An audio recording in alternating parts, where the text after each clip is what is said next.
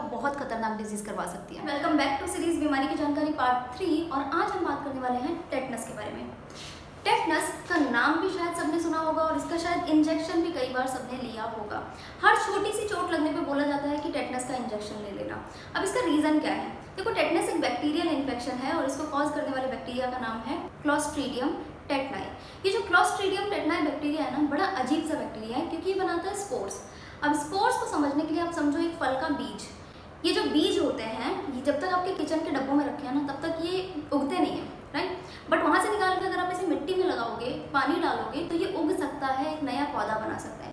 ये स्पोर्स भी कुछ वैसे ही हैं। ये आपको हर पॉसिबल जगह पे मिलेंगे, आपके एनवायरनमेंट में, मिट्टी में, दरवाज़ों पे लगे हो सकते हैं, जंग लगे हुए लोहे पे हो सकते हैं, कील पे लगे हो सकते हैं, किसी ऑब्जेक्ट पे हो सकते हैं, हर पॉसिबल जगह पे ये आपको मिलेंगे। ये स्पोर्स जब तक एनवायरनमेंट में पड़े हैं तब तक इसका कोई इफेक्ट नहीं दिखेगा, लेकिन ये स्पोर्स सालों साल तक जिंदा रह सकते हैं। और इसीलिए कहा जाता है पुराने जंग लगे लोहे से जो चोट लगती है उससे टेटनस होता है, पर ऐसा नहीं है। किसी भी ऑब्जेक्ट की इंजरी से आपको टेटनस हो सकता है। अब ये जो स्पोर्स हैं ये आपकी बॉडी में कैसे एंटर करते हैं? तो ये एंटर करते हैं किसी भी ओपन इंजरी के थ्रू। सपोज करो आपको एक पिन चुभ गई, या आप खेलते कूदते गिर गए तो उससे खरोच आ गई, उसमें ब्लड बाहर आ गया, या आपको ऐसे ही किसी ऑब्जेक्ट से चोट लग गई, कांच लग गया, कोई भी ऐसी इंजरी जिससे थोड़ा भी ब्लड बाहर आया हो, उस पर्टिकुलर इंजरी के थ्रू ये स्पोर्स आपकी बॉडी में एंटर कर जाते हैं। बॉडी में एंटर करने के बाद ये स्पोर्स एक्टिव हो जाते हैं और बनाते हैं नया बैक्टीरिया। उसके साथ साथ ये टॉक्सिन रिलीज करते हैं जिसका नाम है टेटनोस्पाज्मिन। अब शुरू होती है कहानी टेटनोस्पाज्मिन की।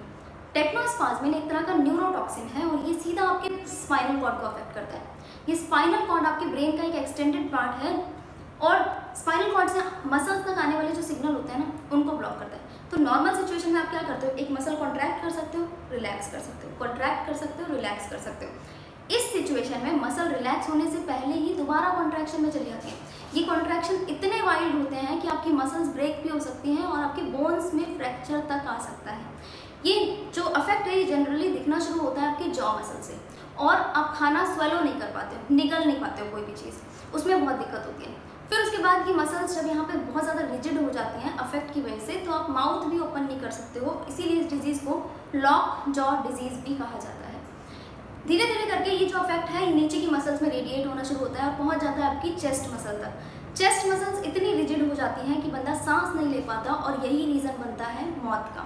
तो टेटनस से जो डेथ होती है वो जनरली सांस ना लेने की वजह से होती है।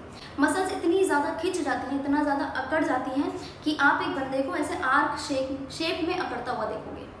जो न्यूबॉर्न्स होते हैं वो बेचारे रो भी नहीं पाते ठीक से इन मसल कॉन्ट्रैक्शन, क्योंकि माउथ ही ओपन नहीं हो रहा। साथ साथ वो मिल्क सक नहीं कर पा रहे हैं ब्रेस्ट फीडिंग के टाइम पे। ब्लड प्रेशर में चेंजेस देखने को मिलते हैं, हार्ट रेट बढ़ जाता है और साथ साथ दौरे पड़ना यानी सीजर्स भी यहाँ पर देखने को मिलते हैं।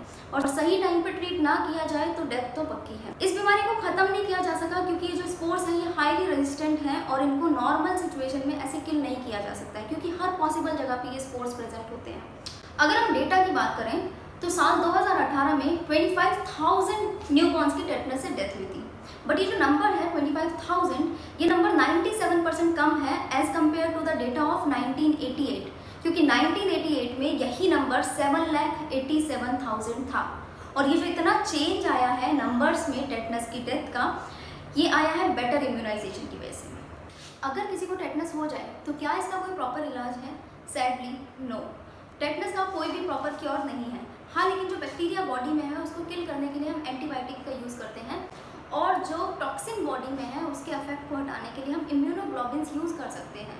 बट जो टॉक्सिन ऑलरेडी नर्वस सिस्टम में जाके बाइंड हो चुका है, स्पाइनल कॉर्ड को अफेक्ट कर चुका है, उसका अफेक्ट निल नहीं किया जा सकता है। इसीलिए बेटर है प्रिवेंशन।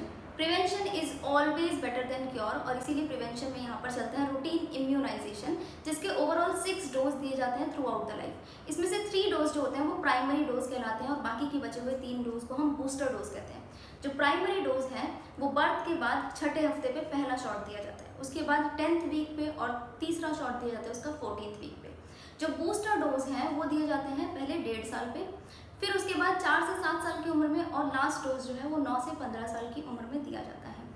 अडल्ट इसी प्रोसीजर को या इसकी वैक्सीन रिपीट कर सकते हैं हर 10 साल में खुद को सेफ रखने के लिए। अब जब इतना सब कुछ पता चल गया है तो कोई भी छोटी इंजरी को नेग्लेक्ट मत करना, और इसी तरह की और जानकारी के लिए फॉलो कर लो ब्रेनी टू।